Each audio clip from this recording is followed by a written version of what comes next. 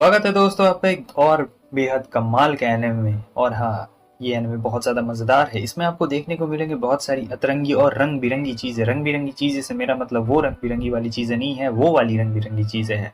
तो इसमें story line भी बहुत अच्छा और काफ़ी चीज़ें भी मस्त है, तो इसे पूरा ज़रूर देखना। चलिए शुरू करते हैं। शुरुआत में हमें ताकेरू को दिखाया जाता है। सभी लोग पूरे अकेडमी में इसका मजाक उड़ाते हैं क्योंकि मैजिक और गन वाली दुनिया में ये स्वॉर्ड का इस्तेमाल करता है।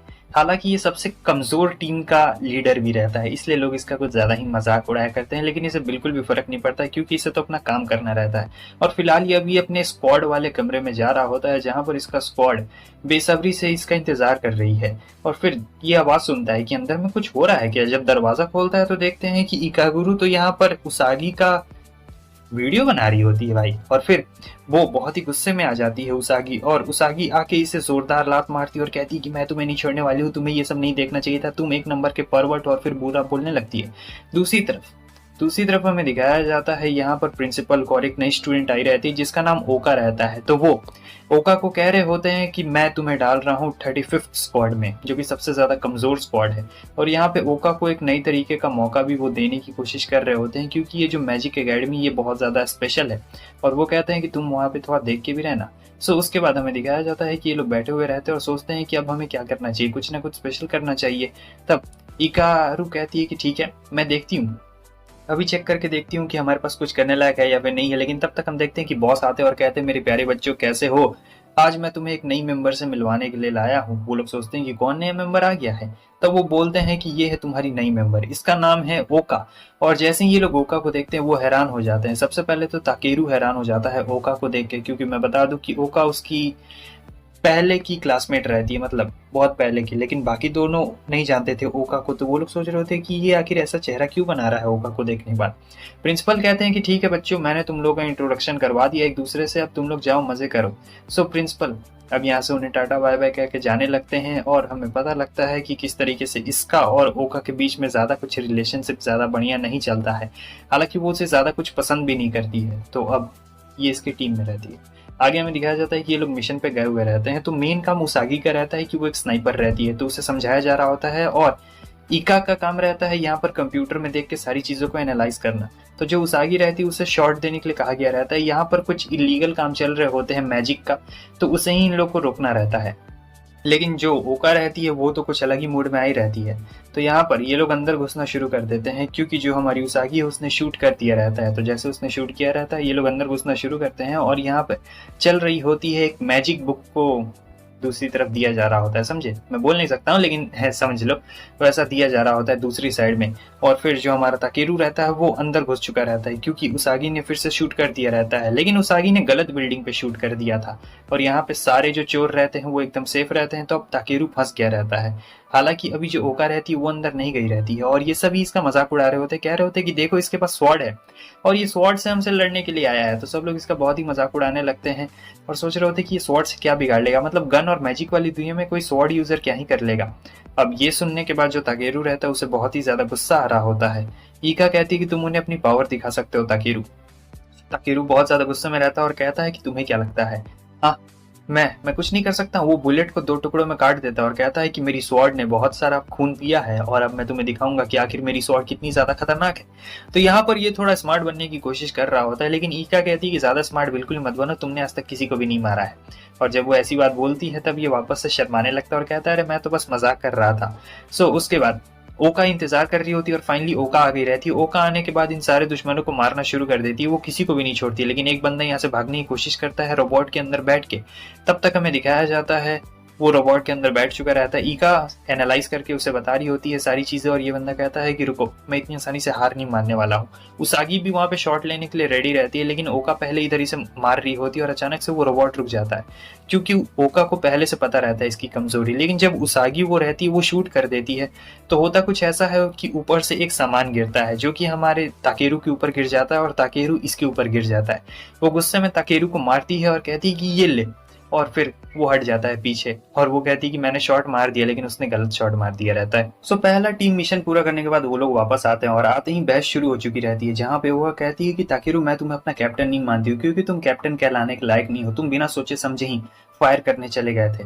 तब उसागी उसके डिफेंड में आती है और वो उसागी को भी बहुत सुनाने लगती, कहती कि तुम भी अपना काम कुछ अच्छे तरीके से नहीं करती हो, तुम्हें एक निशाना लगाने तक नहीं आता है, और वो काफी गुस्से में रहती है। तो यहाँ उसागी को भी बहुत गुस्सा आता है, ताकेरू से संभालने की कोशिश करता है, और ओका यहाँ पे गुस्से में कह रही होती है कि तुम कुछ भी नहीं कर सकते, तुम लोग कुछ भी नहीं हो। और यही कहने के बाद वो वहां से चली जाती है और उसागी को काफी गुस्सा आ रहा होता है। ताकेरू कहता है कोई बात नहीं। तो ये लोग सोचते हैं कि आखिर हम लोग किस तरीके से उसका गुस्सा शांत कर सकते हैं। ईका कहती है कि मेरे पास आइडिया है, और फिर ये लोग पार्टी अरेंज करते हैं, क्योंकि ओका आई रहती है तो इन लोगों ने वेलकम पार्टी नहीं की रहती है। सो ये मेन जो डेकोरेशन का काम रहता है ये ताकेरू ने एक बुक से लिया रहता है, और वो आती है तो ये लोग कहते हैं सरप्राइज, और बताते हैं कि तुम्हारे लिए। लेकिन तब तक वो देखता है चोट का निशान और पूछता है उससे। वो गुस्से में कहती है कि इससे तुम्हारा कुछ भी लेना देना नहीं है, क्योंकि मैं तुम्हें अपना कैप्टन नहीं मानती हूँ। और यही कहने के बाद ओका वहां से चली जाती है, कहती है कि मेरे पीछे मत आना। लेकिन ऐसा कैसे हो सकता है, ताकेरू उसके पीछे पीछे आने लगता है और वो बोलती है कि देखो इससे तुम्हारा कुछ भी लेना देना नहीं है, मैं तुम्हें अपना कैप्टन नहीं मानती हूँ, ना ही तुम इसके लायक हो, समझे, और हट जाओ मेरे रास्ते से। गुस्से में चली जाती है। उसके बाद ये लोग अपने अगले मिशन के लिए आए हुए रहते हैं। तो ये वाला जो मिशन रहता है यहाँ पर भी कुछ ऐसे ही काम चल रहे होते हैं, जहाँ पर इन लोग को देखना रहता है, अरेस्ट करना रहता है। सो हमें दिखाया जाता है कि ताकेरू यहाँ पे अपनी स्पीड दिखाता है और फिर ओका जाती है और आराम से दोनों बॉडीगार्ड्स को मार देती है। लेकिन यहाँ पे हमें दिखाया जाता है कि कुछ लोगों की बॉडीज के साथ किया जा रहा होता है और उन्हें मार दिया गया रहता है। ओका को बहुत गुस्सा आता है, तो वो गुस्से में जाते दोनों गिरे हुए गार्ड्स को मारने के लिए, मगर जो हमारा ताकेरू रहता है वो उसे रोक देता है और कहता है कि अगर तुमने इन दोनों को मार दिया तो तुम्हें निकाल दिया जाएगा एकेडमी से, तुम ऐसा नहीं कर सकती हो।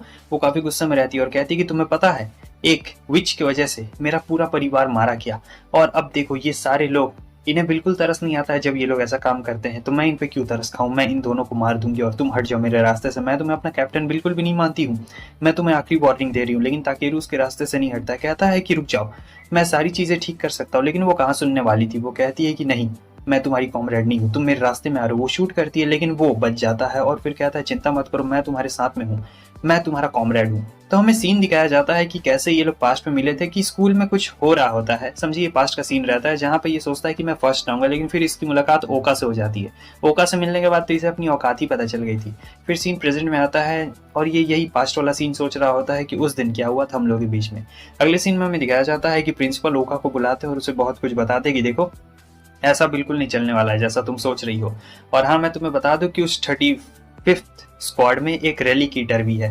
वो कहती है ऐसा नहीं हो सकता है, रैली कीटर तो अपना जो मालिक है वो खुद चुनते हैं। प्रिंसिपल बताते हैं कि हाँ उनमें से एक रैली कीटर है और तुम जानने के काफी ज्यादा खुश होगी, समझे, तो तुम्हें उस स्क्वाड के साथ ही रहना। और भी उसे इंपॉर्टेंट इन्फॉर्मेशन देते हैं जिससे ओका को और भी ज्यादा आगे चलकर मदद हो सकती है। लेकिन दूसरी तरफ हमें एक और लड़की को दिखाया जाता है जो एक बंदे से कहती है कि तुमने इस वेपन से कितने लोगों को मार दिया। वो कहता है कि बहुत लोगों को मारा है, मैं तो गिन भी नहीं पाया हूँ। तो यहाँ पर ये लोग कुछ और कर रहे होते हैं, इनका यहाँ पे कुछ मिशन अलग रहता है, समझे। तो ये दोनों बिल्कुल अलग अलग बंदे रहते हैं और ये एक एल्केमिस्ट रहता है, लेकिन वो लड़की कहती है कि याद रखना कुछ भी गड़बड़ नहीं होनी चाहिए। दूसरी तरफ हमें दिखाया जाता है कि जो उसागी रहती है वो अपने एम की प्रैक्टिस कर रही होती है और अपने एम को सुधार रही होती है, क्योंकि उसका एम अच्छा नहीं रहता है, वो घबरा जाती है जब भी मुसीबत आती है। ईका उनकी बात सुन रही होती है, वैसे ये अपने काम में सबसे ज्यादा स्पेशलिस्ट होती है। तब हम देखते हैं कि आ चुकी रहती है ओका। ओका को मतलब इन लोगों के साथ अब रख दिया गया रहता है और ये सबसे कमजोर टीम रहती है। मैं बता दूं पूरे एकेडमी में 35th डिवीजन सबसे ज्यादा कमजोर टीम रहती है, लेकिन अब ओका आ गई है तो हो सकता है कि ये टीम पहले से पावरफुल हो सके। और हाँ, वैसे भी ओका को प्रमोट नहीं किया गया रहता है, डिमोट कर दिया गया रहता है, तो वो अब नीचे लेवल पे आ चुकी रहती है और ये सारा खुलासा कोई और नहीं बल्कि ईका कर देती है, क्योंकि जो ओका है वो तो नहीं बोलने वाली है। उसागी सोचती क्या सच में। आगे हमें दिखाया जाता है एक बंदे को, ये वही बंदा होता है जिससे थोड़ी देर पहले देखा है, और ये यहाँ पर एक मॉन्स्टर को बाहर बुला रहा होता है, कहता है कि बाहर आ जाओ और इस पूरी दुनिया को तबाह कर दो। तो हमें एक मशीन को दिखाया जाता है और वो मशीन बहुत ही ज्यादा खतरनाक दिख रही होती है। असल में ये मशीन नहीं, ये मॉन्स्टर था। आगे हमें दिखाया जाता है कि ओका यहाँ पे ग्रेवयार्ड के पास रहती है, जो कि इसके पेरेंट्स की ग्रेवयार्ड रहते हैं। तब तक आ चुका रहता है हमारा ताकेरू और उससे पूछता है कि क्या ये तुम्हारी फैमिली की ग्रेवयार्ड है। फिर वो ताकेरू को बताना शुरू करती है कि आखिर किस तरीके से एक विच की वजह से उसकी पूरी फैमिली मारी गई और इसने अपनी इंसानियत अभी खो दी है, क्योंकि इसका पूरा फोकस विच को मारने पर है। और वो बोलती है कि मैंने कसम खाई कि जब तक मैं उस विच को मारूंगी नहीं तब तक मैं इतनी आसानी से नहीं मरने वाली हूँ। और हाँ, तुम लोग मेरे रास्ते के बीच में आ रहे हो या फिर मैं तुम लोग के रास्ते के बीच में आ रही हूँ, मुझे नहीं पता है, लेकिन तुम लोग कभी भी मेरा साथ नहीं देने वाले हो और मेरा मकसद कुछ अलग है। मैं उसे मारना चाहती हूँ, मैं नहीं छोड़ना चाहती हूँ। मैं तुम लोग को अपना कॉमरेड नहीं मानती हूँ, लेकिन ताकेरू कहता है कि नहीं, मैं तुम्हें अपना कॉमरेड मानता हूँ। तब तक वहाँ पे एक ब्लास्ट हो गया रहता है और ये ब्लास्ट शहर में हुआ रहता है, तो वो लोग तुरंत ही भाग रहे होते हैं और ये बंदा काफी ज्यादा खुश होता है, कहता है कि अपना मजा आने वाला है। सो ओका सबसे पहले भाग रही होती है और वो जाके ऑफिसर से पूछ भी रही होती है कि आखिर वहां पर क्या हुआ है, क्या सभी लोग ठीक तो है ना। तो ऑफिसर उससे सारी जानकारी देता है और दूसरी तरफ ये जो दुश्मन रहता है उन्हें मारना शुरू कर देता है। इसे लगता है कि किसी ने इसका नाम पुकारा, लेकिन फिर देखता है तो अरे कोई भी नहीं है यहाँ पर, और वो आगे बढ़ना शुरू करता है। यहाँ पर ईका उसे बता रही होती है सारी इन्फॉर्मेशन के बारे में और ये भी बताती है कि जो ओका है वो सीधे उसे मारने के लिए चली गई है। प्रिंसिपल भी यहाँ पे अनाउंसमेंट कर देता है कि सभी लोग बच के रहना और हम लोग इस विच को हरा कर ही रहेंगे। तो वो असल में उसे मशीन नहीं, ये लोग उसे विच कहते हैं, मतलब वो मशीन नहीं कहलाएगी यहाँ पर। और अब ये लोग बढ़ रहे होते हैं ओका को बचाने के लिए, क्योंकि ओका अकेली चली गई रहती है उसे मारने के लिए और ये सोचता है कि मुझे किसी भी हाल में बचाना पड़ेगा। इसे अपनी स्वॉर्ड पे पूरा भरोसा रहता है। आगे हमें दिखाया जाता है कि ओका यहाँ पे एक बंदे की मदद करती है, तब तक वो विच वहाँ पे आ चुकी रहती है, लेकिन फिर ओका हमला करना शुरू कर देती है और वो विच उसके ऊपर काफी ज्यादा भारी पड़ रही होती है। जैसा कि आप देख सकते हैं कि ओका उसके सामने टिक ही नहीं पा रही थी, तब वो अपनी स्पेशल गन को निकालना शुरू करती है और ये जो स्पेशल गन है ये बोल भी सकती है, समझे। तो ये अपने मालिक के साथ कॉन्ट्रैक्ट बनाती है और ये अपनी मालिक की ऊर्जा से ही हमला करती है। इसमें नॉर्मल बुलेट्स नहीं रहते, इसमें एक स्पेशल टाइप के बुलेट्स रहते हैं, जिसकी वजह से ये जो मोटा आर्मर देख रहे हो आप, इसे भी ये तोड़ सकता है, बहुत ही आराम से तोड़ा जा सकता है, लेकिन इसका कुछ टाइम लिमिट होता है। तो यहाँ पे वो गन से फायर करना शुरू कर देती है और इस विच को थोड़ी प्रॉब्लम भी आ रही होती है, मगर उतना ज़्यादा कुछ प्रॉब्लम नहीं आ रहा होता है। सो वो अपना स्पेशल मैजिक इस्तेमाल करती है, जिसमें हमें पता लगता है कि ये जो गन है ये ओका का ब्लड ले रहा होता है और फिर उससे फायर करता है और ये जो हमला रहता है बहुत ही ज़्यादा खतरनाक रहता है, मगर मशीन को उतना ज़्यादा कुछ फर्क नहीं पड़ता है। तब तक गन कहता है कि माफ़ करना, मास्टर ने मुझे वापस बुला लिया और फिर हमला हो चुका रहता है। ओका सोचती है कि आखिर वो ऐसा क्यों कर रहा है, उसने मेरी गन को वापस क्यों बुला लिया। असल में मास्टर से उसका मतलब प्रिंसिपल से था, समझे। प्रिंसिपल ने गन को वापस बुलाया और फिर आ चुका रहता है ताकेरू यहाँ पर। असल में प्रिंसिपल ने एक साजिश रची हुई रहती है ताकि ताकेरू अपनी ओरिजिनल पावर हासिल कर सके, और यहाँ पर ताकेरू को नहीं पता रहता है कि क्या हो रहा है, लेकिन फिर भी वो हमला करना शुरू कर देता है और कहता है कि मैं तुम्हें अपने कॉमरेड को नुकसान नहीं पहुंचाने दूंगा। लेकिन ताकेरू भी उसके सामने उतना नहीं टिकने वाला था, क्योंकि वो अभी एक नॉर्मल फॉर्म में रहता है और ईका उसे इन्फॉर्मेशन दे रही होती है कि वो मशीन वो बहुत ज़्यादा पावरफुल है, तुम उसका कुछ भी नहीं बिगाड़ पाओगे। असल में उसकी स्वॉर्ड से सही में कुछ हो भी नहीं रहा होता है, लेकिन जब वो मशीन हमला करते हैं, यानी कि वो विच हमारा जो ताकेरू रहता है उसे काफ़ी प्रॉब्लम आ रही होती है और वहाँ पे एक बहुत ही ज़ोरदार ब्लास्ट हो जाता है, जहाँ पर सब सोच रहे होते हैं कि ये क्या हुआ है और ये एकदम गिरा पड़ा हुआ रहता है, कोई कुछ भी नहीं कर सकता था। तब तक हमें एक लड़की को दिखाया जाता है, इसका नाम लैपिस रहता है। ये हमारे ताकेरू के पास में आती है और ये किसी और दुनिया में आ गया रहता है। लैपिस कहती है कि मैं तुम्हें अपनी पावर दूंगी, मैं तुम्हारे साथ कॉन्ट्रैक्ट बनाना चाहती हूँ, बताओ क्या तुम एक विच के साथ कॉन्ट्रैक्ट बनाना चाहोगे। तो ये उससे कुछ सवाल जवाब पूछती है और लास्ट में ये क्वेश्चन पूछती है, क्या तुम अपनी ह्यूमैनिटी को छोड़ोगे ताकि तुम पावरफुल बन सको और सबकी मदद कर सको। तो वो बिना वक्त गवाए कहता है कि हाँ, मैं अपनी ह्यूमैनिटी को छोड़ने के लिए तैयार हूँ, क्योंकि उसे ओका की भी मदद करनी रहती है। सो जैसे वो कहता है हाँ मैं तुम्हें एक्सेप्ट करता हूँ, सारे सवाल का वो जवाब दे देता है, तो उसके बाद जो लैपिस रहती है कहती है ठीक है मास्टर। इसका मतलब अब ताकेरू लैपिस का मास्टर बन चुका रहता है और यहाँ पे आप देख सकते हैं कि पहले से बॉडी बन गई रहती है और एक आर्मर भी आ चुका रहता है, और ये जो आर्मर रहता है बड़ा ही स्टाइलिश टाइप का आर्मर रहता है। और फिर वो उसे इंस्ट्रक्शन दे रही होती है कि किस तरीके से वो हरा सकता है, और हाँ ये भी बताती है कि अब तुम्हें उसके हमलों से डॉज करने की बिल्कुल भी ज़रूरत नहीं है, तुम अपने ब्लेड से उसके हमलों को काट भी सकते हो, क्योंकि ये जो ब्लेड है ये एक स्पेशल टाइप का ब्लेड है, समझे। सो अब यहाँ पर हमें उनकी लड़ाई दिखाई जाती है, जहाँ पर ताकेरू तो काफी कमाल का लड़ रहा होता है भाई। जो मशीन रहता है वो तो उसके सामने टिक ही नहीं पा रहा होता है, वो तो आगे पीछे जाके मारता है और उसागी एकदम इमोशनल हो जाती है, उसागी भी उसका साथ दे रही होती है। हालांकि उसागी के बुलेट्स उतने ज्यादा कनेक्ट नहीं हो पा रहे होते हैं, मगर फिर भी प्रैक्टिस उसका अच्छा रहता है। और फिर जो ताकेरू रहता है वो एक खतरनाक हमला करता है और इस खतरनाक हमले से हमें दिखाया जाता है कि रोबोट की हालत तो काफी ज्यादा खस्ता हो चुकी रहती है। फिर लैपिस उसे और फाइनल मूव्स के बारे में बताती है और वो फाइनल मूव के बाद तो रोबोट के टुकड़े टुकड़े उसने कर दिए रहते हैं, बहुत बड़ा धमाका होता है। और ये बंदा कहता है कि ओ माय गॉड, इसने तो देखो हरा दिया, मुझे उम्मीद नहीं थी। खैर इस बार तुम जीते, लेकिन अगली बार मैं जरूर जीतूंगा। उसके बाद ताकेरू जाता है यहाँ पर ओका के पास और कहता है मैं तुम्हारी रिवेंज लेने में मदद तो नहीं कर सकता हूँ, ना ही मैं लोगों को मार सकता हूँ, लेकिन मैं तुमसे इतना जरूर कहूंगा कि तुम मुझे अपना कॉमरेड मान सकती हो। मैं तुम्हारी मदद जरूर करूंगा, जब भी तुम मुसीबत में रहोगी तब तुम मुझे याद करना, मैं तुम्हारी मदद करने के लिए जरूर वहां पे हाजिर हो जाऊंगा।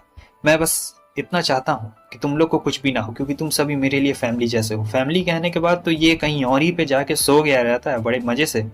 में दिखाया जाता है कि प्रिंसिपल और एक बंदा किसी के बारे में बात कर रहे होते हैं जो कि मोस्ट वांटेड लिस्ट में रहती है, 3 नंबर पे रहती है, वैसे भी बहुत सालों से थी। तब हमें उस लड़की को दिखाया जाता है और प्रिंसिपल कहते हैं कि तुम्हारा स्वागत है मेरे कॉलेज में। और इस लड़की का नाम मारी रहता है, ये एक विच रहती है।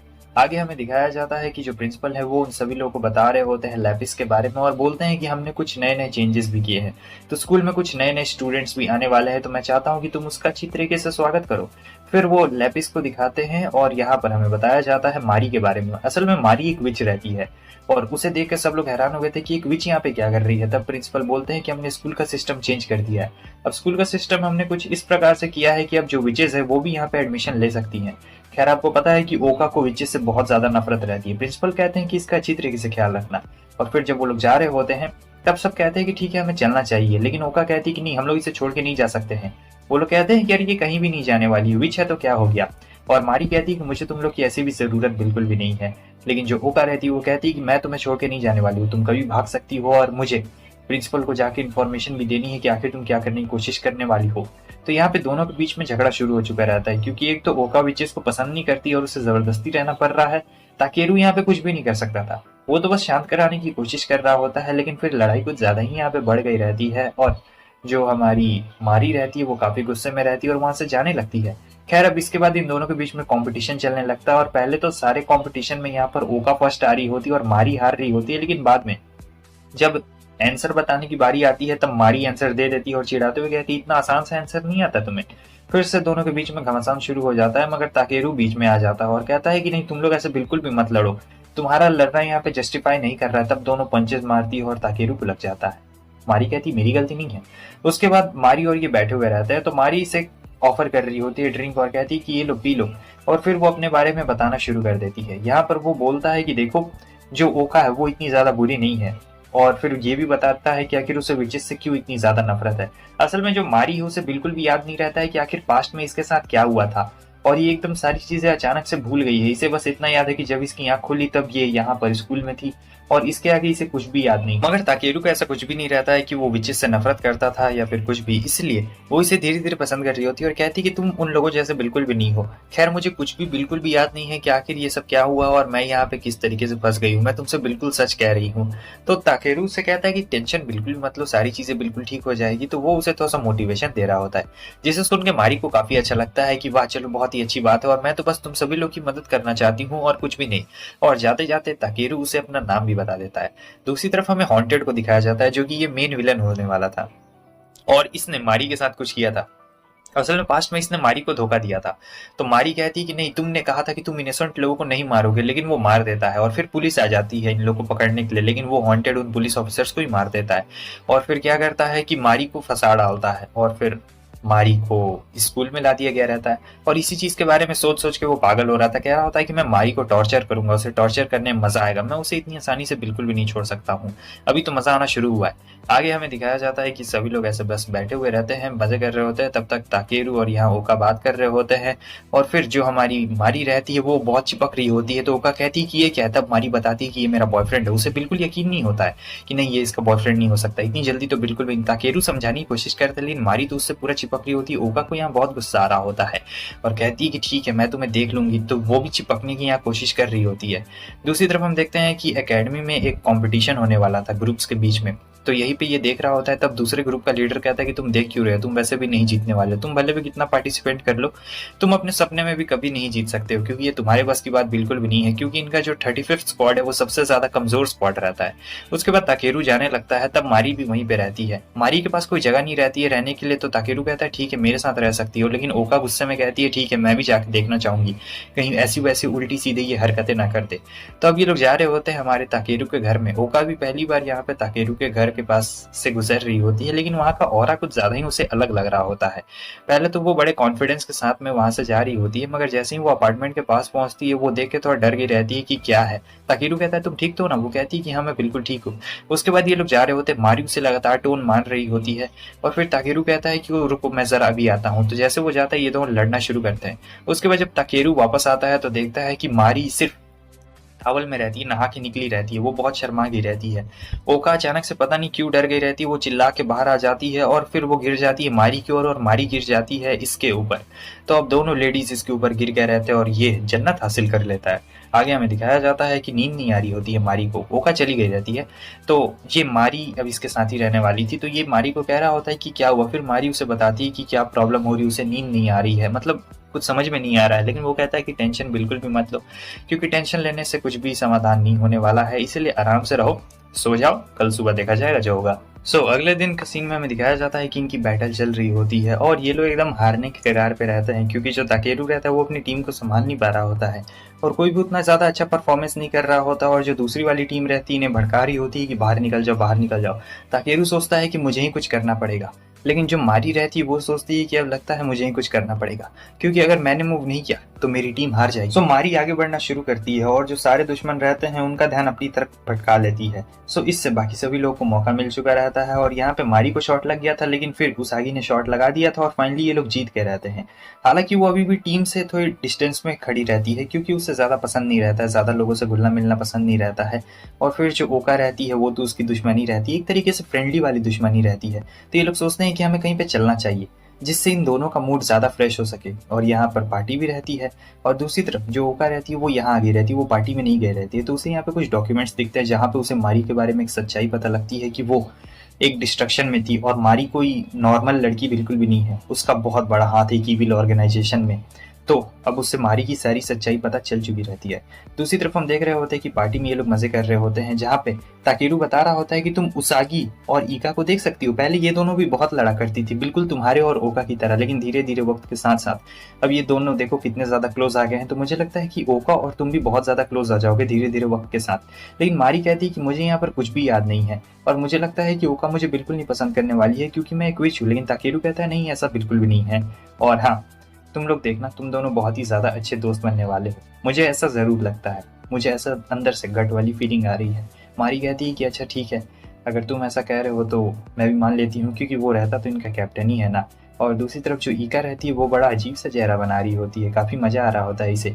और ये लोग यहाँ पे फाइट देख रहे होते हैं, तब तक जो हमारी ओका रहती है वो ताकेरू को साइड में बुलाती है और उसे मारी के बारे में सारी सच्चाई बता देती है कि कैसे वो एक ईविल ऑर्गेनाइजेशन से बिलोंग करती है, वो कोई नॉर्मल लड़की बिल्कुल भी नहीं है। और ये सारी बातें प्रिंसिपल को भी पता चल जाती है कि जो ओका है उसे सारी सच्चाई पता चल गई है। लेकिन प्रिंसिपल जो रहता है वो कहता है कि टेंशन मत लो, कुछ भी नहीं होने वाला है। प्रिंसिपल बड़ा ही चिल बंदा रहता है, जैसे कि इसे बिल्कुल फर्क ही नहीं पड़ता है कि क्या हो जाए, कुछ भी हो जाए, एकदम मस्त मजे में रहता है। और यहाँ से फिर से इनकी बैटल शुरू हो गई रहती है। तो ये लोग बैटल में रहते हैं और वो सोच रहा होता है कि क्या सचमुच ओका सही बोल रही थी क्या मारी। लेकिन तब तक हमें दिखाया जाता है कि बीच में कुछ इंटरफेरेंस होने लगती है, अचानक से कुछ होने लगता है, टेंटिकल्स निकलने लगते हैं स्टूडेंट्स के बीच में से, और हमें दिखाया जाता है हॉन्टेड को, जो कि ईविल ऑर्गेनाइजेशन वाला हाला का लीडर रहता है। और ये यहाँ पे मारी को वापस ले जाने के लिए आया रहता है, लेकिन ताकेरू इतनी आसानी से नहीं छोड़ने वाला रहता है। सब लोग फायर करना शुरू कर देते हैं, लेकिन यहाँ वो अपने मैजिक का इस्तेमाल करता है और हमें दिखाया जाता है कि बहुत ज़्यादा इमेंस पावर रहती है और एक बहुत बड़ा सा क्यूब बना लेता है, और उस क्यूब के अंदर वो सभी लोग फंस गए रहते हैं। प्रिंसिपल और बाकी सभी टीम्स यहाँ पे कुछ भी नहीं कर सकते। वैसे प्रिंसिपल कह देता है कि टेंशन मत लो, ताकेरू और उसे ऐसे ही छोड़ दो। फाइनली हमें दिखाया जाता है कि मारी यहाँ पे रहती है और वो ठीक रहती है, क्योंकि ताकेरू रहता है। और फिर वो कहता है मैं तुम्हें यहाँ वापस ले जाने के लिए आया हूँ मारी, आ जाओ मेरे साथ में। लेकिन मारी को तो बिल्कुल याद नहीं रहता है कि आखिर ये बंदा है कौन, क्योंकि उसकी सारी मेमोरीज प्रिंसिपल ने मिटा दी रहती है। और फिर हॉन्टेड कहता है क्या ये तुम्हारा बॉयफ्रेंड है, रुको मैं सबसे पहले इसे ही मार देता हूँ। खैर जो ताकेरू रहता है वो यहाँ पे कुछ भी नहीं कहता है कि वो है या फिर नहीं है, लेकिन फिर भी वो हॉन्टेड से लड़ने के लिए रेडी रहता है, क्योंकि वो मारी को नहीं जाते हुए देख सकता है किसी और के साथ। और फिर यहाँ पर ये अपना ट्रांसफॉर्मेशन कर लेता है पूरी तरीके से 100%। हॉन्टेड ये देख के हैरान हो जाता है और कह रहा होता है कि वाह, मुझे नहीं पता था तुम्हारा लेवल तो एस है, और मुझे नहीं पता था कि तुम एक रेलिक ईटर हो, काफी ज्यादा कमाल का बात है। सच कहूँ तो मैंने तुम्हें कम आंका, लेकिन तुम तो काफी ज्यादा स्ट्रांग लग रहे हो मुझे। ताकेरू कहता है कि मैं इतनी आसानी से बिल्कुल नहीं हारने वाला हूँ। ताकेरू को नहीं पता रहता है कि ये बंदा कितना ज्यादा पावरफुल है, लेकिन जब वो हमला करता है तब ताकेरू को पता चल जाता है, क्योंकि ताकेरू को बहुत जोर की चोट यहाँ पे लगी हुई रहती है। तब ईका भी आ चुकी रहती है और यहाँ पे उसे हील करने की कोशिश कर रही होती है और कुछ फनी बातें भी बोल देती है। और फिर जो ओका रहती है वो कहती है कि अब मुझे समझ में आया। तो यहाँ हमें ये पता लगता है कि मारी एक बहुत ही बड़े ऑर्गेनाइजेशन का हिस्सा थी, हालांकि उसे फंसा दिया गया था और वो ऐसा बिल्कुल नहीं चाहती थी।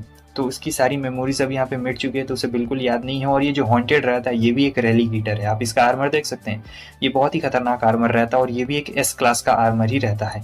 और यहाँ मारी को सारी चीज़ें याद आ रही होती है कि किस तरीके से उसने कहा था कि वो ऑर्फनेज को बचाएगा, लेकिन हॉन्टेड ने ऑर्फनेज के बिल्कुल भी नहीं बचाया। उसने मारी से वादा किया था कि ऑर्फनेज में जितने भी बच्चे मरे हैं मैं उन्हें सबको जिंदा कर दूंगा, और वो अभी भी मारी को कह रहा होता है कि मेरी साइड आ जाओ, मैं उन सारे बच्चों को जिंदा कर दूंगा। लेकिन फिर ताकेरू कहता है कि नहीं, ऐसा नहीं हो सकता क्योंकि वो सारे बच्चे मारे जा चुके हैं। मारी को ये सुन के बहुत ज़्यादा शौक लगता है। तब ताकेरू बताता है कि ओका ने तुम्हारे ऊपर रिसर्च की है और ये पता लगाया है कि तुम्हें फंसाया जा रहा है और वो सारे बच्चे मर चुके हैं, ये जानबूझ के तुम्हें ले जाना चाहता है और कुछ भी नहीं। ये सुन के हॉन्टेड थोड़ा हैरान हो जाता है और कहता है कि वाह, तुमने तो कुछ ज़्यादा ही रिसर्च कर ली हम लोगों के ऊपर। अब मुझे लगता है कि तुम्हारा जिंदा रहना यहाँ पर बिल्कुल भी अच्छी बात नहीं। और मारी का पूरा सर दर्द कर रहा होता है, उसे कुछ समझ में नहीं आ रहा होता है कि आखिर ये सब क्या हुआ है, क्योंकि उसकी मेमोरीज तो इरेज हो चुकी रहती है और सोचती है क्या ये सब एक सपना है। लेकिन नहीं, ये सब सपना नहीं रहता है, ये सब हकीकत रहता है। अब जो हॉन्टेड था वो ताकेरू को मारने के लिए आगे बढ़ रहा होता है, क्योंकि ताकेरू ने उसका सारा प्लान खराब कर दिया है। मारी अब उसके साथ नहीं आने वाली है, तो ये जा रहा होता है ताकेरू को मारने के लिए। और हाँ, ताकेरू पहली बार किसी ऐसे बंदे से फाइट कर रहा होता है जो कि उसके इतना स्ट्रांग हो या फिर उससे ज़्यादा स्ट्रांग है, तो उसे काफ़ी ज़्यादा प्रॉब्लम का सामना करना पड़ रहा होता है। उसका आर्मर भी थोड़ा बहुत टूट गया रहता है, लेकिन फिर भी वो डटा रहता है। यहाँ पे जो मारी रहती है वो बस देख सकती थी और कुछ भी नहीं कर सकती थी, लेकिन मारी को अचानक से कुछ याद आने लगता है, उसकी मेमोरीज अब वापस आने लगती है, क्योंकि हॉन्टेड ने उसकी मेमोरीज दे दी है उसे वापस। तब उसे याद आता है कि नन ने उसे बताया था कि किस तरीके से वो एक मैजिक का इस्तेमाल कर सकती है जिससे वो अपने साथी को और ज़्यादा ताकतवर बना सकती है। लेकिन इसके गले में जो कॉलर लगा था इसकी वजह से ये अपने पूरे पावर का इस्तेमाल नहीं कर सकती थी, मगर फिर भी ये पावर का इस्तेमाल करती है और हमारी जो ताकेरू है उसे पावर अप करती है, लेकिन अब वो और इस्तेमाल नहीं कर सकती थी। तभी ओका वहाँ से आ जाती है और कहती है चिंता मत करो, ये तुम्हारा कॉलर एक्सप्लोड नहीं होने वाला है, मैंने प्रिंसिपल से पहले ही बात कर ली है। सो अब ये सभी लोग मिलकर यहाँ पर इसे मारना शुरू कर देते हैं और काफ़ी ज़्यादा अच्छी तरीके से बैटल यहाँ पे चल रही होती है।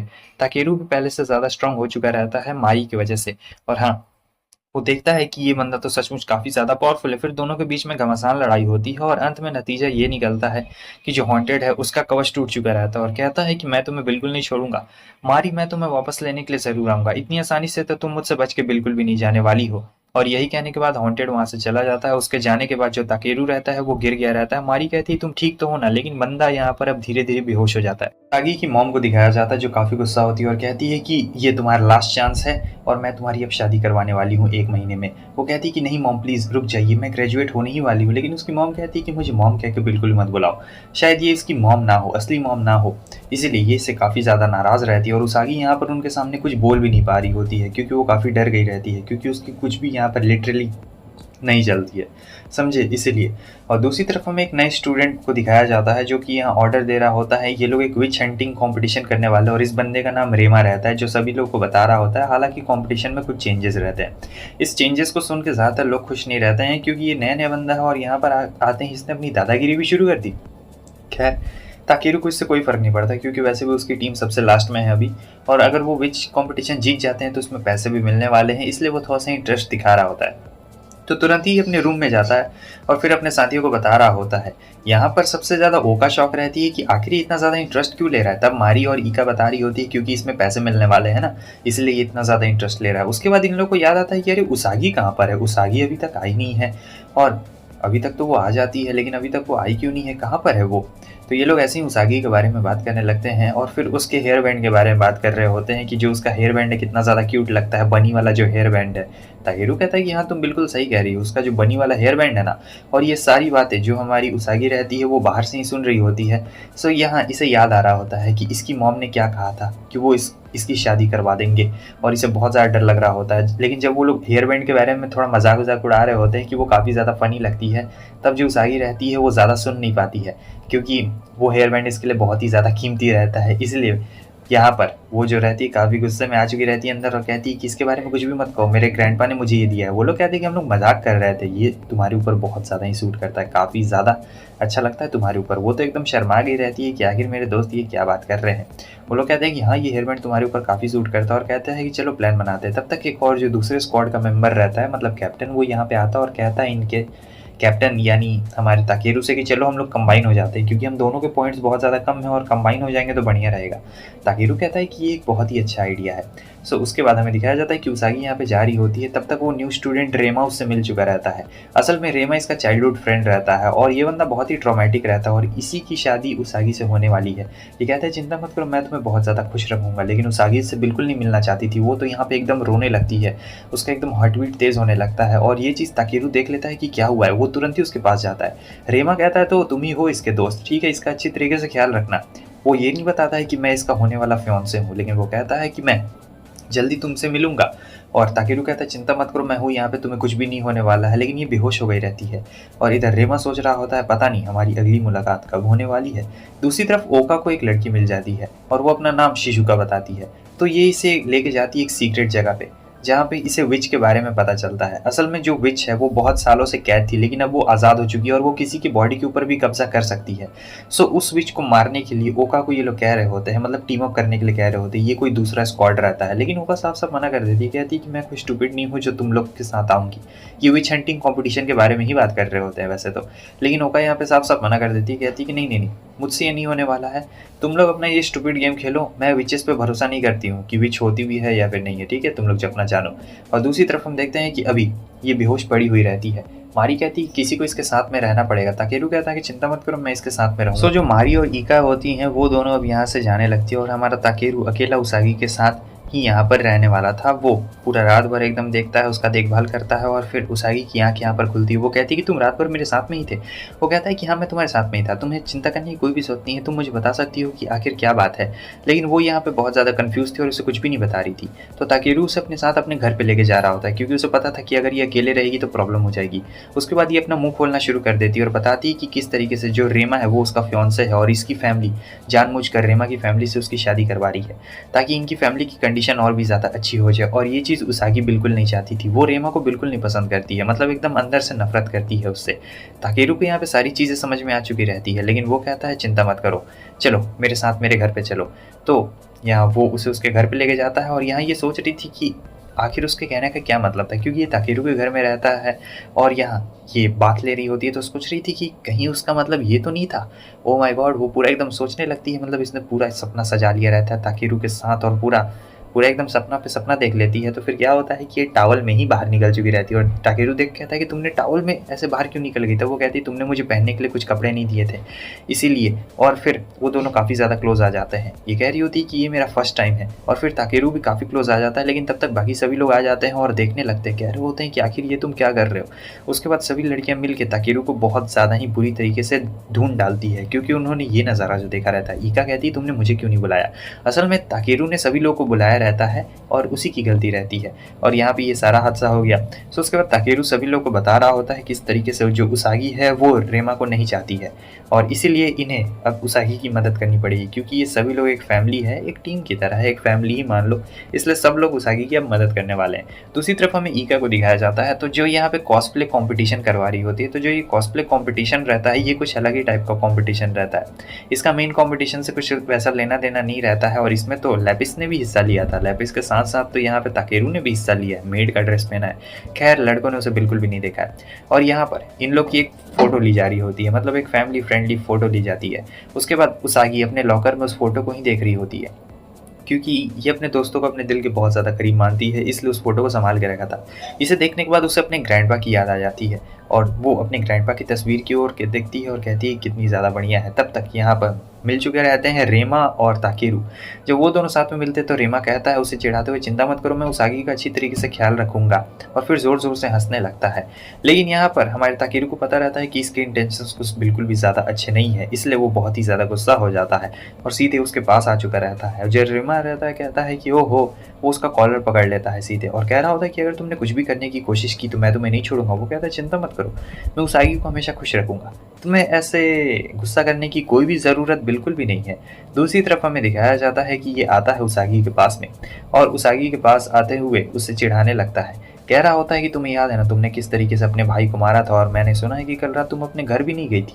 यहाँ पर उसागी को बहुत ज़्यादा गुस्सा आ रहा होता है और वो उसके भाई के बारे में बोल रहा होता है। यहाँ पर उसागी पूरी टूट चुकी रहती है, उसे बहुत ज़्यादा ही दिल में धड़कन तेज़ बढ़ रही होती है। और दूसरी तरफ जो हमारी ओका रहती है वो विच हंटिंग के लिए चली गई रहती है शिजुका के साथ। तो ये दोनों रहते हैं, चाहते हैं विच को ढूंढ रहे होते हैं, लेकिन तब तक ये देखती है कि ये क्या, ये रेमा रहता है, लेकिन ये जो लड़की रहती है ये भी इसे धोखा दे देती है। इन दोनों का प्लान रहता है। सो जो रेमा रहता है यहाँ पे हमला करता है और फिर उस लड़की के अंदर विश थी जिसने काबू कर लिया रहता है अब हमारी ओका के ऊपर। ताकेरू को यहाँ पे शक होता है कि कुछ हुआ है, तो वो मारी से कहता है। मारी कहती है कि मैंने उसागी को बहुत देर से नहीं देखा है और मैंने ओका को भी बहुत देर से नहीं देखा है। सो इन्हें कुछ समझ में नहीं आ रहा होता है, तो ये दूसरे टीम को कांटेक्ट करने की कोशिश करता है, उसी टीम को जो पहले ओका के साथ रहती है, मतलब समझे। और यहाँ पे ओका के शरीर के ऊपर विच ने कब्जा कर लिया रहता है और कहती है कि अब मुझे काफ़ी अच्छा लग रहा है। उसके बाद वो रेमा को भी नहीं छोड़ती है। यहाँ पर तो सारी चीज़ें उसके प्लान के हिसाब से चलती है और कहती है कि तुम मेरे हुक्म के बस एक छोटे से प्यादे हो और कुछ भी नहीं, समझे। तुम्हें मेरा कहना मानना पड़ेगा। यहाँ पर इसका प्लान बहुत ही ज़्यादा ईविल रहता है, ये सबसे बदला लेने के लिए आई रहती है इसीलिए। और ये लोग यहाँ पे बात कर रहे होते हैं, लेपिस को भी इसने बाहर बुला लिया रहता है। दूसरी तरफ हमें दिखाया जाता है उसागी को, जो कि यहाँ लेटी हुई रहती है और उसे कुछ भी समझ में नहीं आता। यहाँ पर इसे पास्ट का सीन याद आ रहा होता है, कैसे इसका भाई गन से खेल रहा था। वो उसे रोकने की कोशिश करती है लेकिन बंदूक चल जाती है और उसके भाई की मौत हो गई थी। हालांकि फिर रेमा वहाँ पे आता है और उसे चिढ़ा रहा होता है, ये कह के कि तुमने अपने भाई की जान ले ली। और ये चीज़ उसागी को बिल्कुल भी अच्छी नहीं लगती है, उसे रोना आ जाता है।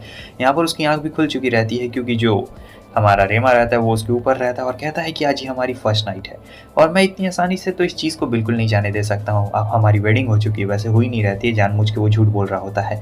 उसागी को लग रहा होता है कि अब वो कुछ भी नहीं कर सकती है क्योंकि वो एकदम लाचार हो गई थी उसके सामने। फिर उसे याद आता है कि कैसे उसके सारे दोस्त उसके साथ में हैं और ताकेरू भी तो उसके साथ खड़ा है, तो वो उसे ज़ोर से काट लेती है और वहाँ से भागने की कोशिश करती है। तब तक हम देखते हैं कि इसके पास भी पावर अप रहता है, लेकिन तब तक ताकेरू आ गया रहता है और कहता है कि तुम यहाँ से भागो।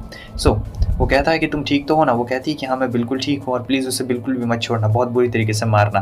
कहती है कि वादा करो। वो कहता है कि हाँ मैं वादा करता हूँ कि मैं इसे बिल्कुल भी नहीं छोड़ने वाला हूँ। तो ये भी पावर अप हो चुका रहता है। आगे हमें दिखाया जाता है कि अपने ग्रैंडपा का गन ले लेती है और ये गन में स्पेशल बुलेट्स लगती हैं जो कि काफ़ी ज़्यादा स्पेशल है और ईका ने ये दी रहती है तो स्पेशल काम की आएगी। जो मारी रहती है वो अलग ही चीज़ कंट्रोल कर रही होती है, तो जो ओका रहती है वो वहाँ पे आ चुकी रहती है। इसके बॉडी के ऊपर विच ने कब्जा कर लिया था, लेकिन तब तक उसागी आ चुकी रहती है और दोनों के बीच में लड़ाई होती है। उससे पहले ही उसने उसके ऊपर एक लव पोशन का स्टिकर चिपका दिया था। अब जितने भी लड़के रहते हैं सब लोग उसागी के पीछे ही पड़ चुके रहते हैं और ओका मौका देख के वहाँ से भाग चुकी रहती है और वो क्या, उसागी अलग भाग रही थी। इधर हमें दिखाया जाता है कि इसने तो तुरंत ही रेमा को हरा दिया था, लेकिन वो मारता बिल्कुल भी नहीं है क्योंकि मारना कभी भी ताकेरू का फर्स्ट प्लान नहीं रहता है। उन्हें तो अभी उस विच को रोकना है जो कि ओका के बॉडी के अंदर है और ये सारी चीज़ें उसी विच की वजह से हो रही है। लेकिन तब तक वो ओका आ चुकी रहती है, मगर तब तक हम देखते हैं कि ताकेरू भी यहाँ पे आ चुका रहता है। अब यहाँ पे कन्फ्यूजन ये रहता है कि वो हमला नहीं कर सकता था, इसलिए ये अपने नॉर्मल फॉर्म में आ जाता है। अब दोनों के बीच में जब लड़ाई होती है तो दिक्कत ये रहती है कि विच जो रहती है दोनों के बॉडी के अंदर से किसी के बॉडी में भी जा सकती है और उसागी के पास एक ऑप्शन रहता है कि वो किसे हिट करने वाली है, या तो वो ओका को हिट कर दे या तो वो ताकेरू को हिट कर दे। लेकिन जो हमारी ओका रहती है वो अपनी बॉडी को कंट्रोल करती है और कहती है कि मुझे हिट कर दो, विच मेरे अंदर है। और यहाँ पे वो विच उसे कंट्रोल करने की कोशिश कर रही होती है, लेकिन तब तक हिट हो चुका रहता है और फाइनली वो विच बाहर निकल जाती है। जैसे बाहर निकलती है तुरंत ही मैजिक बुलेट से वो लोग विच को मारते हैं और विच का खेल खत्म। सो जो ओका रहती है वो बेहोश हो गई थी, लेकिन उसके साथ ही आते हैं और कहते हैं कि तुम ठीक तो हो ना। उसके बाद उसे होश आ चुका रहता है और सब चीज़ ठीक। प्रिंसिपल ने ईका को यहाँ पे बुलाया रहता है क्योंकि उनका एक बहुत ही ज़्यादा इंपॉर्टेंट काम रहता है। उन्हें चाहिए रहता है ये लॉस्ट मैट्रिक्स, और ईका पहले भी इस प्रोजेक्ट पे काम कर चुकी रहती है काफ़ी पहले। तो इसलिए वो कह रहे थे कि तुम्हें जो कुछ भी पता है मुझे इसके बारे में बता दो। लेकिन ईका को जो कुछ भी पता रहता है उसने सारी कुछ चीज़ें बता दी रहती है लॉस्ट मैट्रिक के बारे में। लेकिन अभी प्रिंसिपल को शक हो रहा होता है कि ईका कहीं ना कहीं उस चीज़ को ज़रूर छुपा रही है। मगर ईका कहती है कि मुझे इसके आगे बिल्कुल नहीं पता है कि आखिर ये कहाँ पर है। मुझे जितना पता था मैंने बस आपको बता दिया है, अब मैं इसके आगे आपको कुछ भी नहीं बता सकती हूँ। प्रिंसिपल कहते हैं ठीक है, और फिर उसके बाद वो चली जाती है। इधर आगे हमें दिखाया जाता है सभी लोग अपना स्कोर देख रहे होते हैं, तो इनके टीम का तो ऐसे भी स्कोर बहुत ज़्यादा लो आया रहता है। तो ताकेरू सोचता है कि हमें और भी ज़्यादा मेहनत करनी पड़ेगी, और ये सारी चीज़ देख के उसागी को तो एकदम रोना आ जाता है। क्या ही होती कि भाई यार हमेशा हम लोग के साथ ये ऐसा क्यों होता है। और फिर ये लोग ओका को बता रहे होते हैं। फिर ईका आ जाती है, कहती कि तुम लोग क्या कर रहे हो, मैं तुम्हारी मदद कर सकती हूँ। वो लोग कहते हैं कि आखिर तुम इतनी देर से कहाँ पर थी ईका। तो फिर यहाँ पर ईका को समझाया जा रहा होता है, और जो हमारी उसागी रहती कहती कि प्लीज़ हमारी मदद कर दो। तो यहाँ पे ये लोग प्लानिंग कर रहे होते हैं, जहाँ पर ये सभी लड़कियाँ बात कर रही होती है और हमारी ईका कह रही होती है कि हम लोग पहले से बिल्कुल नहीं बदले हैं, हम लोग बिल्कुल पहले जैसे ही हैं।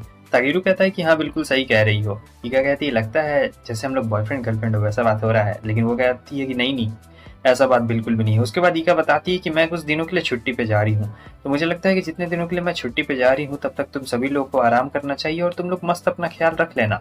लेकिन ये बात वो बिल्कुल नहीं बता रही होती है कि आखिर वो कहाँ पर जाने वाली है, और जाने से पहले वो उन्हें बाय बाय कह के भी जाती है। और ये चीज़ ताकेरू को अजीब लगती है। ताकेरू और ईका पहली बार आपको पता कैसे मिले थे? ताकेरू ने ईका पे हमला नहीं किया था क्योंकि वो निहत्ती थी, इसलिए उसने हमला नहीं किया रहता है ईका पे। और यही चीज़ वो सोच रहा होता है कि हम लोग पहले ऐसे मिले थे, और फिर वो अपने साथियों को बता रहा होता है, सारी बातें बताता है और ये भी बताता है कि ईका मुझे कुछ अलग लग रही है। वैसे मैं तुम्हें बता दूं कि ईका बाय बाय नहीं कहती है जाने से पहले, लेकिन आज उसने बाय कहा है। आखिर वो कहाँ पे जाने वाली है, और उसागी भी सोच रही होती है। तब तक हमें दो बंदों को दिखाया जाता है। आपको तो पहले से ही पता रहेगा, ये जो लड़की है ये ईका की बहन रहती है और इस बंदे का नाम हॉन्टेड रहता है, आपको पता है। तो ईका की बहन जो यहाँ पे रहती है इसका नाम सुगी रहता है। तो सुगी और हॉन्टेड यहाँ पे किस चीज़ को लेके बात कर रहे होते हैं, जहाँ पर वो कहता है कि तुम मेरी पार्टनर क्यों नहीं बन जाती हो, लेकिन वो मना कर देती है और कहती है कि मैं तुम्हारी पार्टनर नहीं बन सकती हूँ, लेकिन मैं तुम्हें चीज़ें ज़रूर सिखा सकती हूँ। हॉन्टेड कहता है कि हाँ क्यों नहीं। तो जो सुगी और ईका रहते हैं दोनों जुड़वा बहन रहते हैं एक तरीके से, और दोनों एक्सपेरिमेंट पे काम कर रहे थे। इनकी स्टोरी आपको आगे पता चल जाएगी।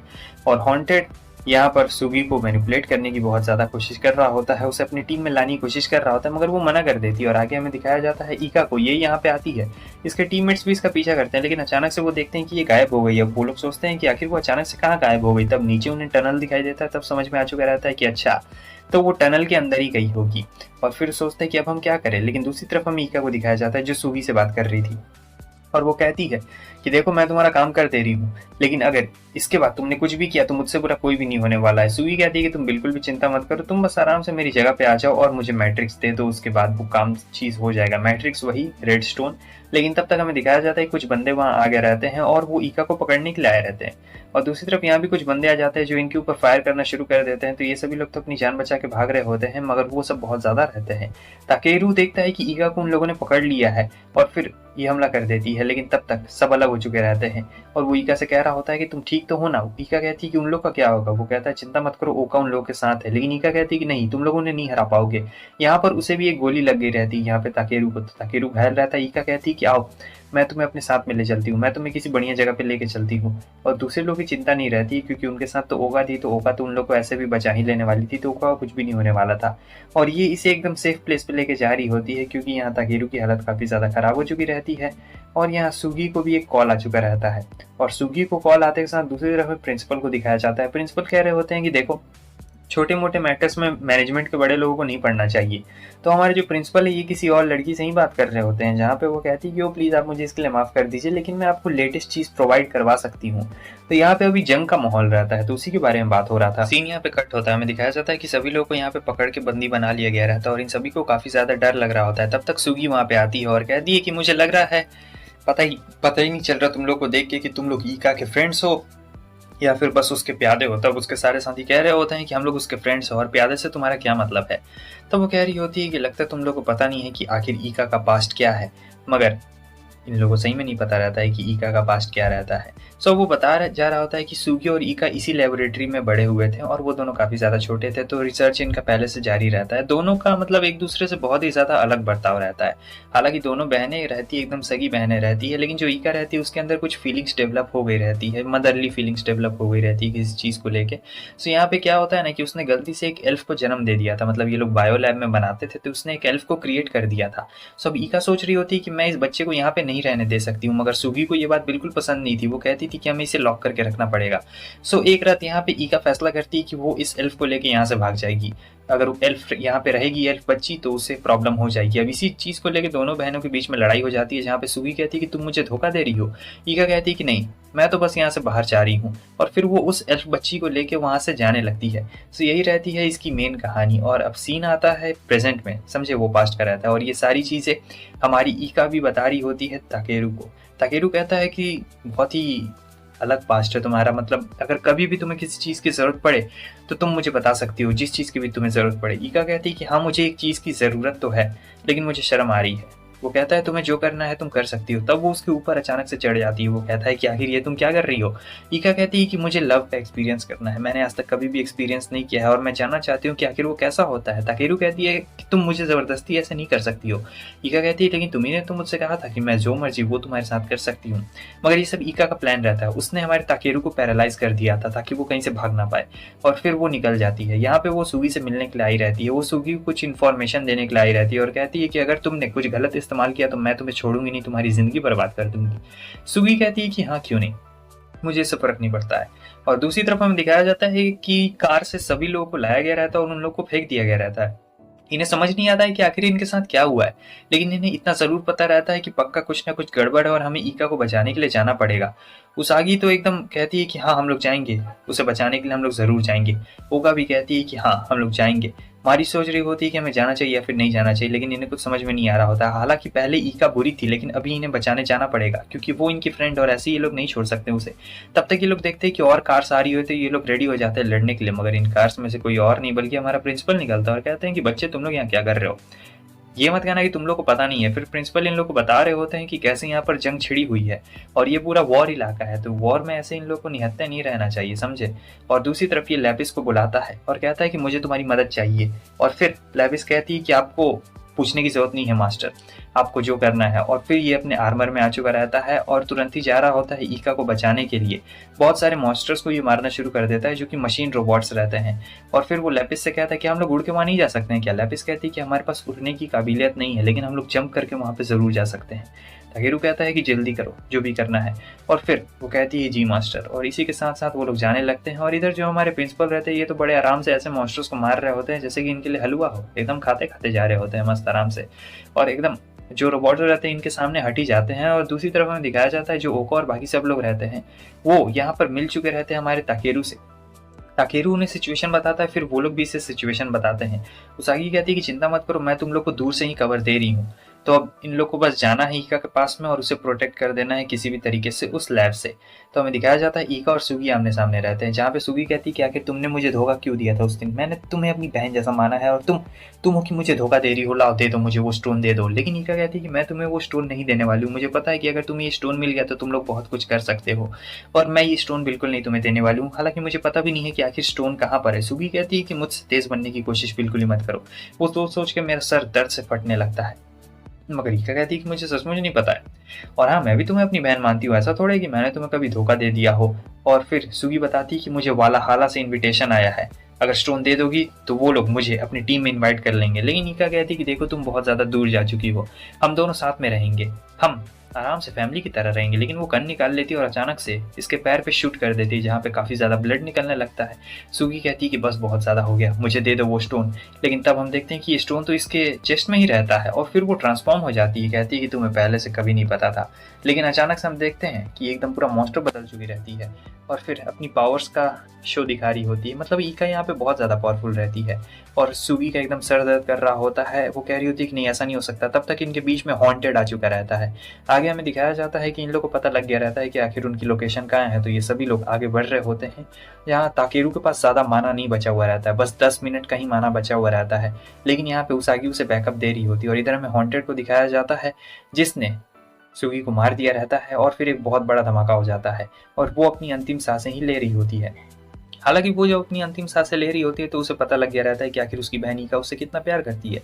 मगर जो हॉन्टेड रहता है कहता है कि ओह इसने मुझे सारे सीक्रेट्स पहले ही बता दिया, अब ये मेरी टीम ज्वाइन करे या फिर ना करे मुझे इससे बिल्कुल भी फर्क नहीं पड़ता है, अब तुम भी मारी जाओगी। ईका गुस्से में रहती है और एकदम गुस्से में उसके ऊपर शूट कर देती है। हालांकि शूट से भी उसे कुछ फर्क नहीं पड़ता क्योंकि इंसान थोड़ा, ये तो मॉन्स्टर है और ये एक बहुत ही ताकतवर ड्रैगन को समन करता है। ताकेरू को पता लग गया रहता है कि वो इस ड्रैगन से नहीं लड़ सकता है क्योंकि बहुत ज़्यादा मुश्किल है। तो वो ईका को यहाँ पे बचाने की कोशिश करता है और अब वो सोच रहा होता है कि मैं क्या करूं, मेरे पास ज़्यादा माना नहीं है। लैपिस कहती है कि कभी भी आप आउट ऑफ एनर्जी जा सकते हैं, लेकिन तब तक वहाँ पे हमें मारी की एंट्री को दिखाया जाता है।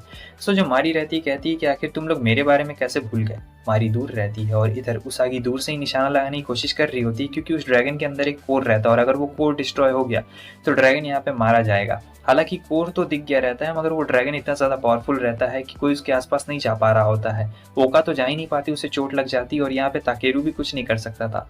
मारी आ चुकी रहती है और फिर यहाँ पे वो अपने मैजिकल एनर्जी का इस्तेमाल करती है। उसके बाद क्या था, ताकेरू फुल चार्ज हो चुका रहता है और फिर फाइनली वो ड्रैगन पे स्ट्राइक करके ड्रैगन को बहुत बुरी तरीके से हरा देता है। लेकिन इससे ताकेरू की भी हालत बहुत ज़्यादा ही गंभीर हो चुकी रहती है क्योंकि वो भी अपने ट्रांसफॉर्मेशन से ऑफ हो चुका था और सीधे ज़मीन पे जाके गिर चुका था। अगले सीन में हम देखते हैं कि अकेले रहती है, बुक को देख रही होती है जो कि इसकी बहन ने इसे दिया हुआ रहता है पहले। तो अब ये सोच रही होती है, तब तक हमारा ताकेरू आता है और इसे कंफर्ट दिलाने की कोशिश करता है क्योंकि जो ईका है वो उसकी फैमिली जैसी है, एक तरीके से फैमिली जैसी है। तो ये यहाँ पे उसे कंफर्ट दिला रहा था। आज हमारे बंदों के पास एक नया मिशन आया हुआ रहता है जिससे इनके पॉइंट्स काफी ज्यादा हाई भी जा सकते हैं। इसीलिए जो ईका रहती है इन्हें सजेस्ट कर रही होती है कि तुम लोग को ये करना चाहिए, और ओका भी बहुत ज्यादा खुश रहती है। मगर फिर ईका कहती है कि मुझे नहीं लगता कि तुम्हें ये ज्यादा कुछ पसंद आएगा। ओका कहती है कि मगर ऐसा क्यों कह रही हो तुम। ईका कहती है कि ये बात तुम्हें खुद पर खुद ही पता चल जाएगी। अब यहाँ पे ओका को काफी ज्यादा गुस्सा आ जाता है, तो वो यहाँ पे ईका से बहस करने लगती है, मगर ईका यहाँ पे कुछ भी नहीं बोल रही होती है। उसके आगे हमें दिखाया जाता है कि ये लोग बंदों को पकड़ने के लिए पूरा प्लानिंग बना रहे होते हैं कि किस तरीके से ये लोग जाएंगे और उन सारे बंदों को पकड़ के लाएंगे जो ऐसा गलत काम कर रहे हैं मैजिक के लिए। तो ये लोग जाते हैं जहाँ पे देखते हैं, इसलिए ईका मना कर रही होती है और ओका को ऐसा ड्रेस पहनना पड़ रहा होता है। तो इन्हें एक बंदे के ऊपर सस्पेक्ट रहता है कि पक्का यही कुछ कर रहा होगा, और ये सोच रही थी कि ये सब उस ईका की वजह से हुआ है, उसी ने मुझे ये सब करने के लिए फोर्स किया है। तो फिर एक जो बंदा रहता है इसके क्लोज आने की कोशिश कर रहा होता है, तब ये काफी गुस्सा हो जाती है, मारने वाली रहती है, लेकिन तब तक ताकेरू आके बीच में सारी चीजों को सॉर्ट आउट कर देता है, क्योंकि ये वहाँ का एक वेटर बन के आया हुआ रहता है और इन लोगों का प्लानिंग रहता है किसी बंदे के ऊपर। तभी ताकेरू की नजर जाती है एक बंदे के ऊपर और वो कहता है कि वो टेबल नंबर 4 पे जो बैठा हुआ है। तो ये सभी क्या करते हैं कि ओका सबसे पहले उसके पास में जाती है और वो बंदा अपनी गर्लफ्रेंड को देने के लिए एक चीज बाहर निकालता है, लेकिन हम देखते हैं कि ये चीज बहुत ही सस्पेक्टेड रहती है, तो ओका तुरंत ही शूट कर देती है। हालांकि वो नॉर्मल सा एक गेमिंग पैड ही रहता है और कुछ भी नहीं रहता, और दूसरा बंदा जो सस्पेक्टेड रहता है वो भाग गया था और उसके हाथ से एक रिंग गिर गई रहती है। तो यहाँ पे ओका ने सारा खेल खराब कर दिया रहता है, जिसे पकड़ना रहता है उसे नहीं पकड़ पाई और जिसे नहीं पकड़ना रहता है उसे बेकार में से फंसा दिया। तो अब यहाँ पे ओका कह रही होती कि ये सब मेरी गलती है, लेकिन अभी भी इनके पास मौका रहता है। ये लोग उस रिंग को देख रहे होते हैं जो इन्हें उस सस्पेक्ट से मिली हुई रहती है। तो यहाँ पे ये लोग इस रिंग को चेक कर रहे होते हैं। अब रिंग के लिए भी यहाँ पे सबके बीच में लड़ाई होना शुरू हो गई रहती है। ताकेरू तो पीछे हट गया रहता है और रिंग के लिए वो लोग ऐसे लड़ रहे होते हैं कि जैसे ये रिंग पता नहीं वो लोग किसको देने वाले हैं। तो रिंग के लिए जब लड़ाई हो रही होती है तो यहाँ जो ईका रहती है फिर से ओका को उसका रही होती है और फिर बीच में क्या होता है कि दोनों के बीच में बहसा बहसी शुरू हो जाती है और फिर ये लोग कहने लगते हैं कि मैं ये रिंग पहनूंगी, मैं ये रिंग पहनूंगी, लेकिन गलती से उछल के ये चली जाती है इसके हाथ में। अब मैजिक यहाँ पे रिंग का एक्टिवेट हो गया है, तो ये एक तरीके से लव पोशन जैसा रहता है, समझे। तो पूरा रूम में एकदम माहौल बन चुका रहता है और जो सब रहते हैं सबसे पहले तो उसागी इसके क्लोज आ जाती है और कह रही होती है कि बहुत अच्छी खुशबू आ रही है तुम्हारे अंदर से। ताकेरू कहता है कि दूर रहो, आखिर ये तुम क्या कर रही हो। वो उसे दूर हटाता है। जब उसे दूर हटाता है तब मारी आ जाती है और कहती है कि तुम बहुत ही ज्यादा अच्छे लग रहे हो, और यहाँ पर ये अपना शर्ट खोलना शुरू कर देती है और काफी इमोशनल हो जाती है, लेकिन वो उसे मना कर देता है, कह रहा होता है कि तुम्हें ऐसा नहीं करना चाहिए। फिर भागता है, तब तक आ चुकी रहती है ओका और ओका कह रही होती है कि तुम काफी ज्यादा अच्छे लग रहे हो, आज तो मैं तुम्हें बिल्कुल भी नहीं छोड़ने वाली हूँ। ताकेरू कह रहा होता है कि लगता है इन लोगों का दिमाग खराब हो गया। लैपिस भी बगल में रहती है, मगर जो लैपिस रहती है वो अपने आप को कंट्रोल करके रखी हुई थी और ये हिल नहीं रही होती अपनी जगह से, पता नहीं क्या प्रॉब्लम थी। लेकिन जो ईका रहती है वो तो काफी क्लोज आ चुकी रहती है, फिर उल्टी कर देती है। अगले सीन में हमें दिखाया जाता है कि ये लोग उस मैजिक सोर्स के बारे में पता करने के लिए जा रहे होते हैं कि आखिर उस रिंग का मैजिक सोर्स आया कहाँ से। तो ये पहुंचते हैं एक बीच पे, समझे। ये जो बीच रहता है ये एक बहुत ही मस्त बीच रहता है। तो ये लोग तो यहाँ इन्वेस्टिगेशन करने के लिए आए रहते हैं, लेकिन जो हमारी उसागी रहती है उसे देखने से ऐसा लगता नहीं है कि वो यहाँ पे इन्वेस्टिगेशन करने के लिए आई है, और मारी भी यहाँ पे मजे करने लगती है। तो यहाँ सब लोग मजे कर रहे होते हैं और ओका सोचती है कि मैं यहाँ क्या करूँ। तब उसे भी ये लोग पहना डालते हैं स्विम सूट और कहते हैं कि तुम भी आराम से यहाँ पे मजे करो। तो अब ये सभी लोग यहाँ पे मजे कर रहे होते हैं और हमारा ताकेरू भी सीरियस नहीं रहता है, तो ये सभी लोग यहाँ पे थोड़ा फन करते हैं। उसके बाद ये लोग खाना खाने के लिए जाते हैं।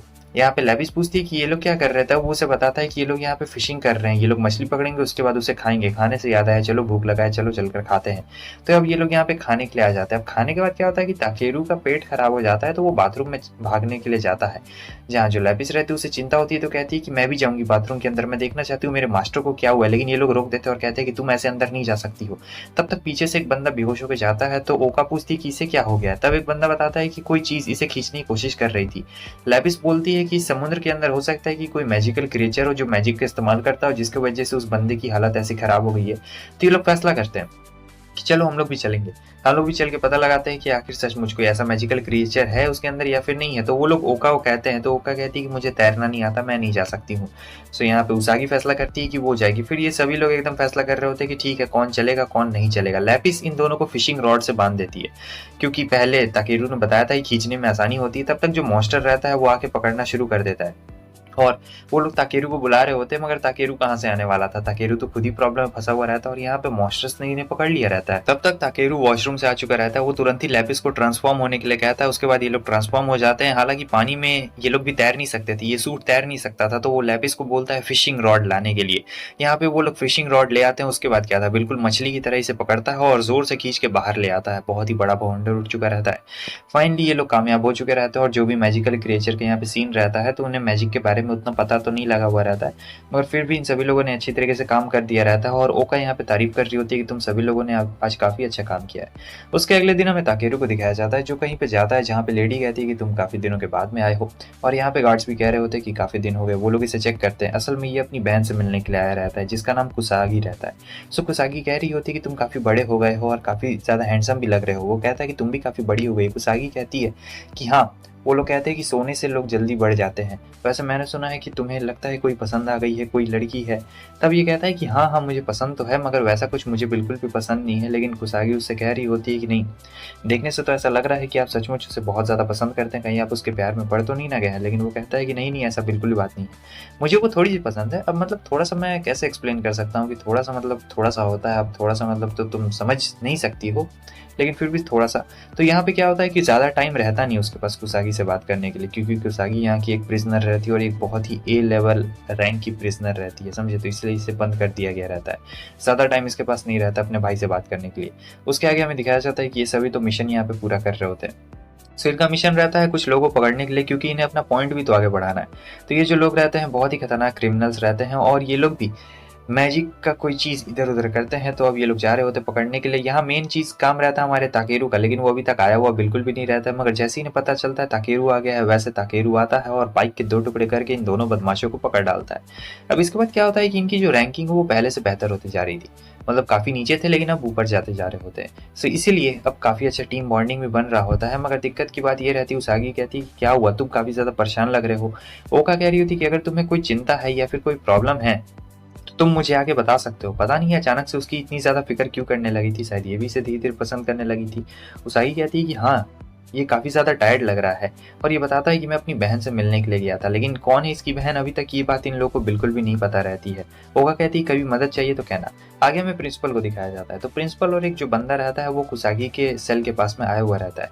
असल में ये लोग कुसागी के ऊपर एक्सपेरिमेंट कर रहे होते हैं, क्योंकि जो कुसागी है वो उसके पावर्स उसके अंडर कंट्रोल में नहीं रहते हैं और उसकी पावर्स इतनी ज़्यादा है कि वो पूरी दुनिया को तबाह कर सकती है। तो इसलिए ये लोग बहुत ही प्रिकॉशन ले रहे होते हैं और वो अपनी पावर को कंट्रोल नहीं कर सकती थी, इसलिए वो उसकी पावर को कंट्रोल में लाने की कोशिश कर रहे होते हैं। यहाँ पे जो उसागी रहती है वो अभी एकदम स्टेबल रहती है, क्योंकि अभी तुरंत ताकेरू से मिल के गया हुआ रहता है और जब भी ऐसा होता है तब इसका पावर बहुत ही ज़्यादा स्टेबल हो जाता है, जो कि काफ़ी ज़्यादा बढ़िया बात रहती है।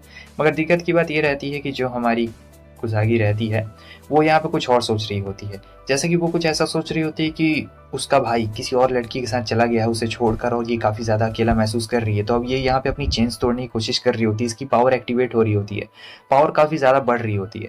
सो जो प्रिंसिपल के साथ एक बंदा होता है कहता है कि मैं इसकी पावर को कंट्रोल करूँगा, मैं जाता हूँ और इसे शांत करवा के आता हूँ। मगर प्रिंसिपल कहते हैं कि रुक जाओ, तुम नहीं करोगे, तुम जाकर करोगे। वो दूसरे बंदे को कहता है। तो अब ये जा रहा होता है, कहता है कि इन सब चीज़ों के लिए मुझे इंचार्ज क्यों बनाया जाता है। सो वो जाता है, ये काफ़ी सीनियर मेंबर रहता है और हम देखते हैं कुसागी की पावर्स बहुत ही खतरनाक रहती है और ये कह रही होती है कि आखिर मेरा भाई कहाँ पर है। उसे अपने भाई की याद आ रही होती है क्योंकि इसे अपने भाई से मिलना था। ये मॉन्स्टर में बदल रही होती है।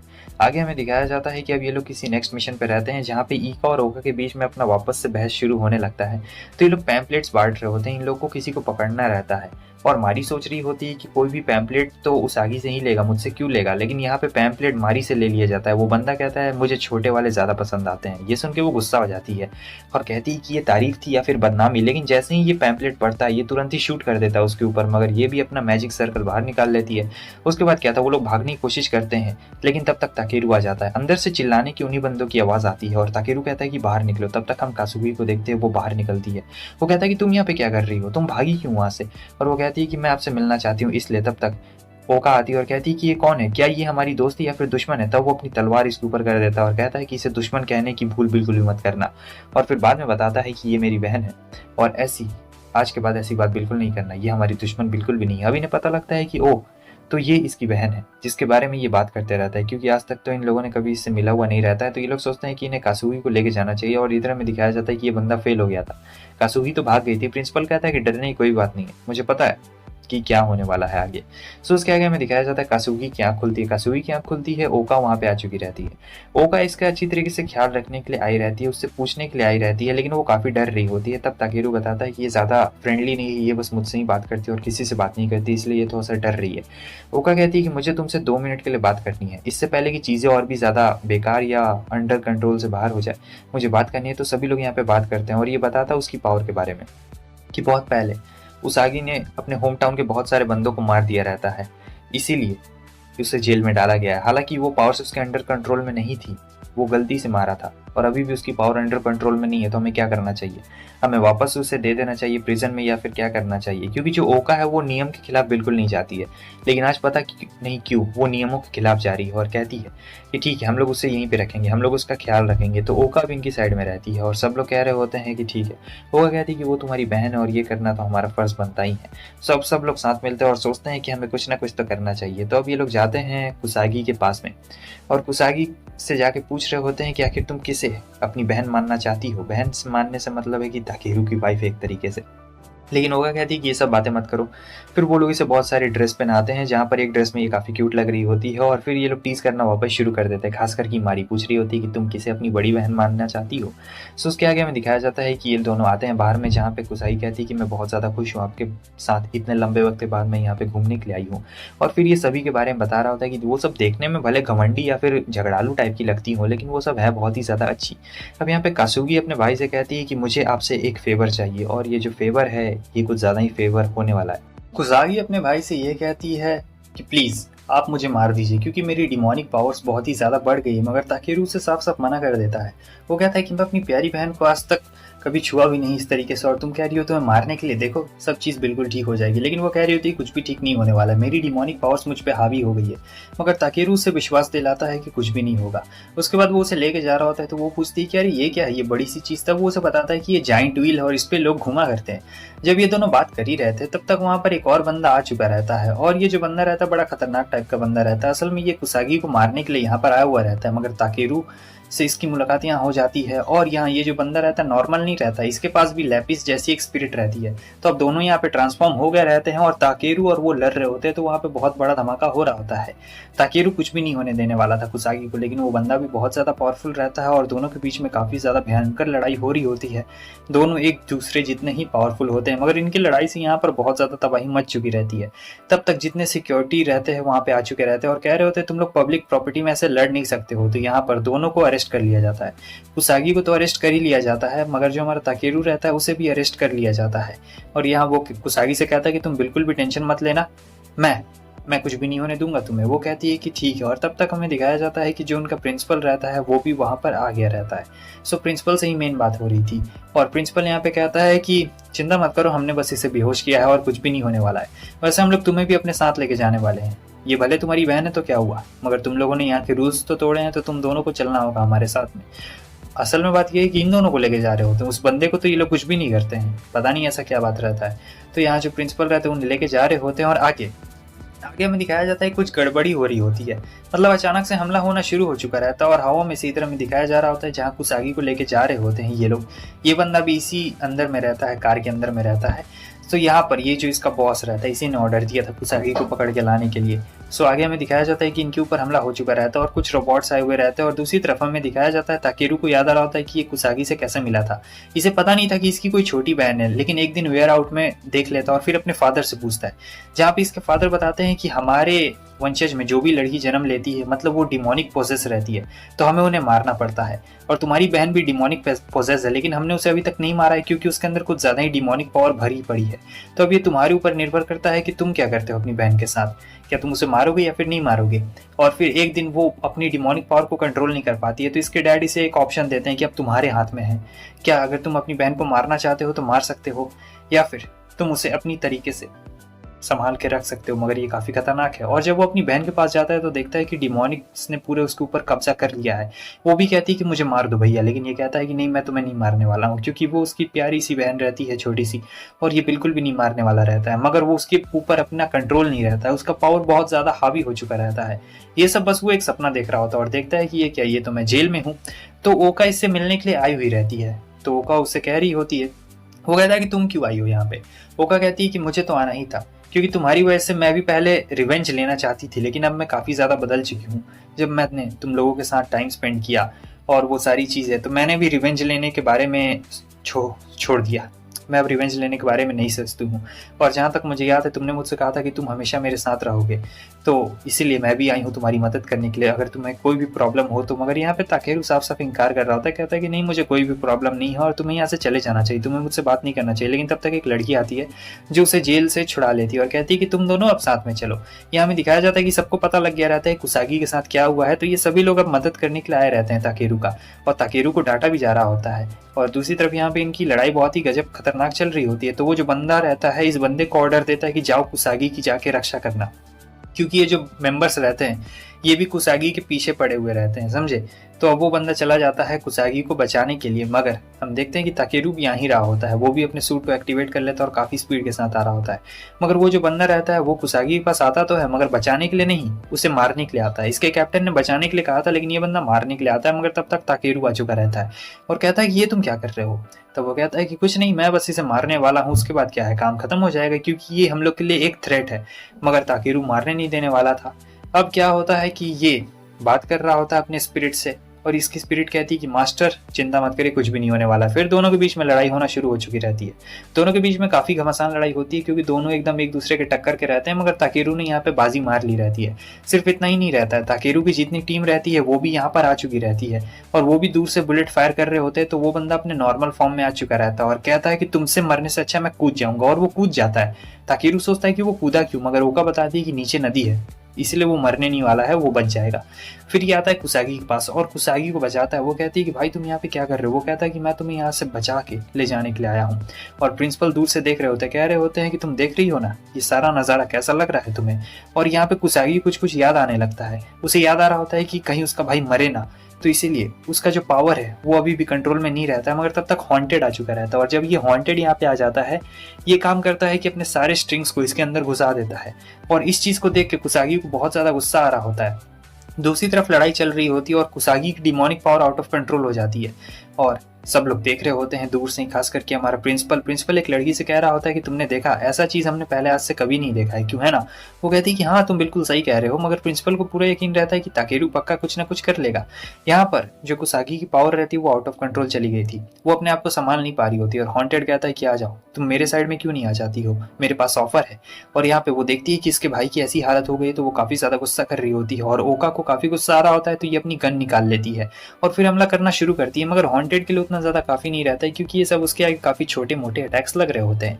हालांकि ये जो मॉन्स्टर्स रहते हैं ये बहुत खतरनाक रहते हैं और ये किसी को भी निगल जाएंगे जो भी इनके रास्ते में आएंगे। सो अब ओका का ही बहुत ज़्यादा हो चुका रहता है और वो लगातार हमले पे हमला करते जा रही होती है, मगर कुछ भी नहीं होता है। तो वो ट्रांसफॉर्म हो जाती है, इसके पास भी ट्रांसफॉर्मेशन होता है।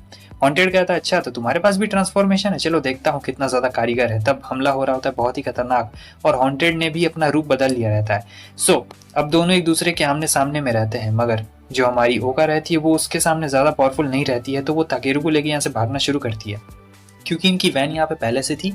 सो अब ये सभी लोग यहाँ जा रहे होते हैं वैन में। ओका कह रही होती है कि तुम यहाँ पर, तुम लोग, वो लोग कहती है कि हम लोग तुम्हारी मदद करने के लिए आए हैं। और फिर ये लोग जा रहे होते हैं, सोच रहे होते हैं, कोई प्लान बना रहे होते हैं कि हम लोग किस तरीके से यहाँ पे कुसागी को रोक सकते हैं, क्योंकि कुसागी को नहीं रोका गया तो सब लोग उसे मिलकर मार देंगे, जो कि काफ़ी ज़्यादा बुरी बात होगी और ताकेरू ये बिल्कुल नहीं चाहता है। सो ये लोग एक प्लान के साथ आते हैं। अब यहाँ पर मॉन्स्टर ने घेर लिया रहता है तो ये लोग गाड़ी को ऐसे लगा के यहाँ पर कुछ प्लान बना रहे होते हैं जहाँ पर ओका वापस से ट्रांसफॉर्म हो चुकी रहती है और ये लोग संभाल रहे होते हैं पूरे शहर में यहाँ पे मॉन्स्टर्स फैल गए रहते हैं। ये पावर्स आउट ऑफ कंट्रोल जारी होती है और यहाँ ओको और किसी को भी कुछ समझ में नहीं आ रहा होता है कि आखिर किया तो क्या किया जा सकता है यहाँ पर। लेकिन जो हमारा ताकेरू रहता है वो यहाँ पे कुछ और ही देख रहा होता है कि जैसे उसकी बहन बहुत ही बड़े खतरे में है और उसे कुछ ना कुछ तो करना पड़ेगा यहाँ पर।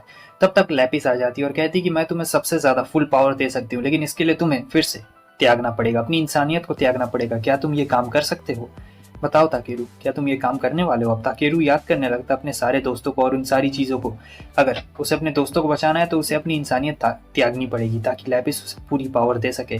और यही बात वो उससे कह रही होती है, मगर ताकेरू समझ में नहीं पा रहा होता है कि क्या करे। मगर फिर उसे याद आता है कि उसने आज तक इतनी मेहनत क्यों की है, सभी लोगों को बचाने के लिए की है, तो अभी ये सब छोटी मोटी चीज़ है। अब लैपिस जो रहती है वो उसे तुरंत ही किस कर लेती है और किस करने से ये होता है कि जो उसकी हिडन पावर्स थी वो पूरी तरीके से एक्टिवेट हो चुकी थी। मतलब ताकेरू का एक नया रूप आपको यहाँ पे देखने को मिलने वाला है और ताकेरू बहुत ही ज़्यादा यहाँ पर स्टाइलिश भी दिखने वाला है। ओका जाती तो है बचाने के लिए, मगर उतना ज़्यादा काफ़ी नहीं रहता है। मॉन्स्टर सब उड़ने भी लगते हैं और शहर की तरफ जा रहे होते हैं। ये मॉन्स्टर चाहे तो शहर को बर्बाद कर सकते हैं तुरंत ही। फिर भी ओका बचाने की कोशिश करती है और तब तक जो मारी रहती है वो भी अपने मैजिक का यहाँ इस्तेमाल कर रही होती है। जो भी बन सकता था वो लोग ये सारे काम कर रहे होते हैं ताकि उन मॉन्स्टर्स को किसी भी हाल में रोका जा सके, मगर रोकने में कामयाब नहीं हो पाते हैं। मगर तब जब हमारा ताकेरू रहता है वो अपने फुल एज आर्मर में आ जाता है। ओका कहती है ये तो बहुत ही अच्छी बात है, चलो तुम आ गए। मगर फिर वो क्या करता है, इसकी पावर एब्सॉर्ब कर लेता है और कहता है कि मुझे अकेले रोकने के लिए जाना पड़ेगा। सब लोग कहने लगते हैं कि आखिर ये तुम क्या कर रहे हो, क्या तुम भूल गए तुम हमारी लीडर हो और तुम ऐसे नहीं जा सकते हो, तुम ऐसे अकेले काम नहीं करने वाले हो, प्लीज रुक जाओ। मारी भी यही बात कहती है, मगर वो नहीं रुकने वाला रहता है। उसने फैसला कर लिया रहता है कि उसे सबको अकेले ही बचाना पड़ेगा, वो किसी को भी मरने नहीं दे सकता है यहाँ पर।